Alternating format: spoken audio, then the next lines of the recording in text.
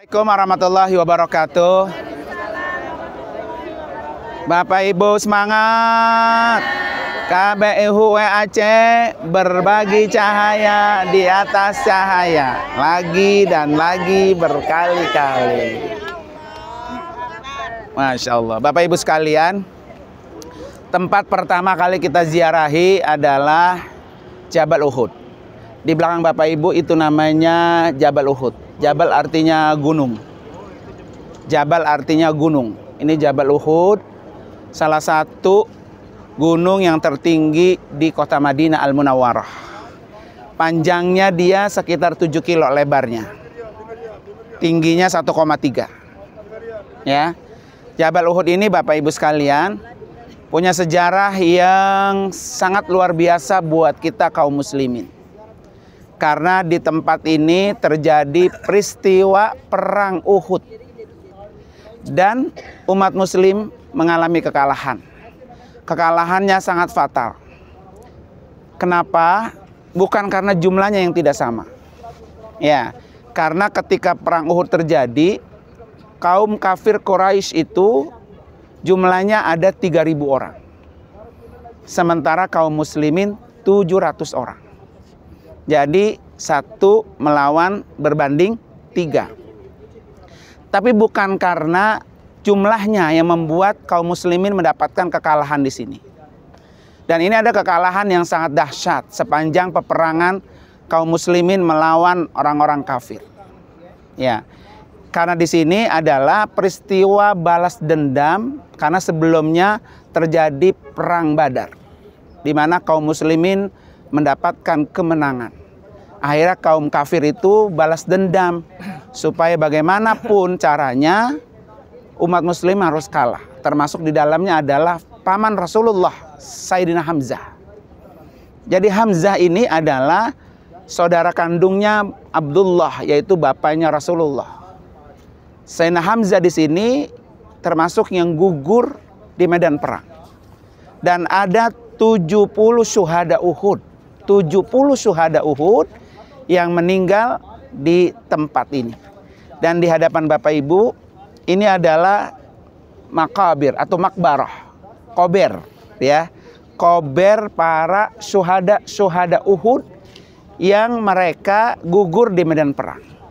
Nah, ketika mereka gugur di medan perang itu, jadi tidak perlu dimandikan, cukup dikapankan dan tidak perlu disalin, maka mereka itu dikuburkan di sini. Siapa yang meninggal di sini? Salah satunya ada paman Rasulullah, Sayyidina Hamzah. Kemudian sahabat Rasulullah yaitu Mus'ab bin Umair.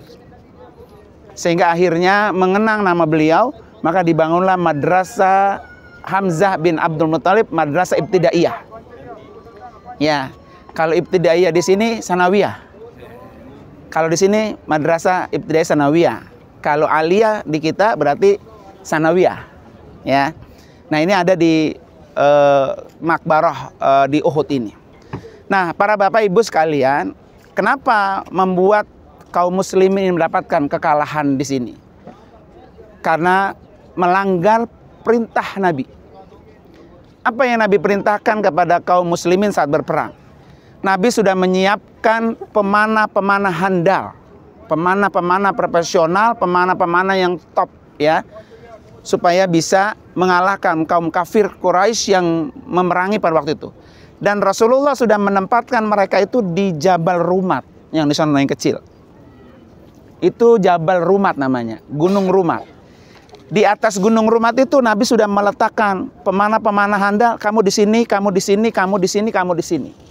Jadi mereka itu dari atas gunung itu memanahi para orang-orang kafir yang di bawah areal ini. Ya, mungkin dulu gunungnya sama setinggi gunung ini. Tapi karena berjalannya waktu, ya sering hujan dan sebagainya, maka tidak terlalu tinggi. Dulu tinggi, kenapa Nabi naruh posisi pemanas itu? Nah, ketika kaum kafir sudah mulai kekalahan, ya kan, akhirnya para pemanah itu turun untuk berebut harta rampasan perang.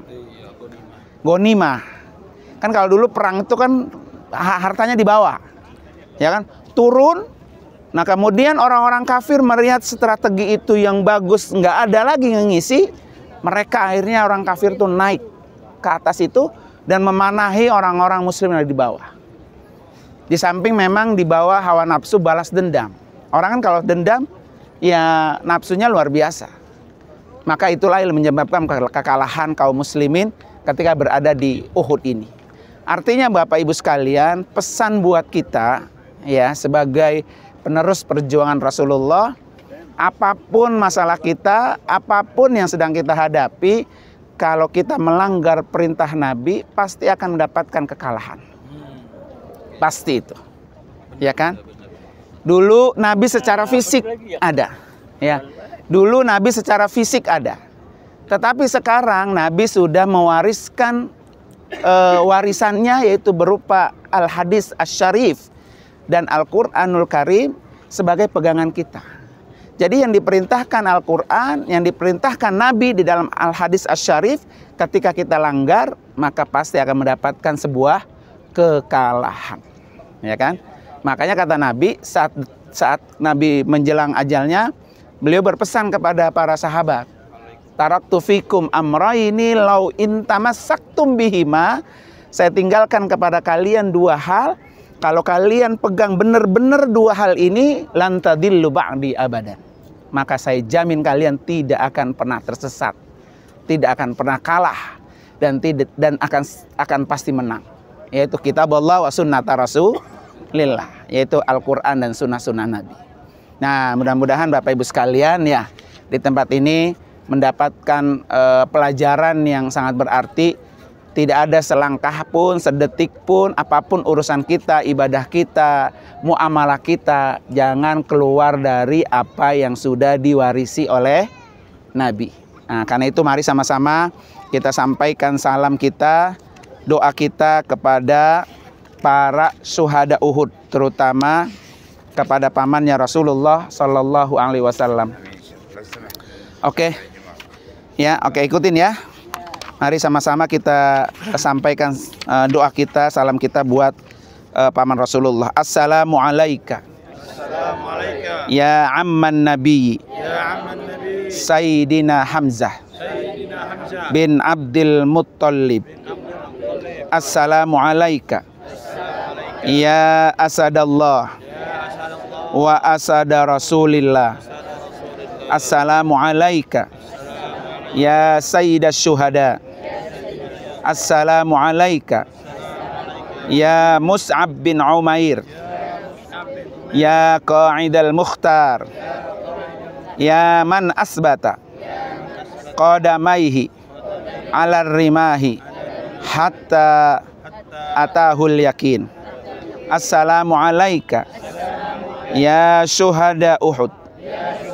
Allahumma jazihim anil Islam wa ahlahu wa afdalal jaza warfa' darajatihim wa akrim maqamahum bifadlika wa karamika ya akramal akramin.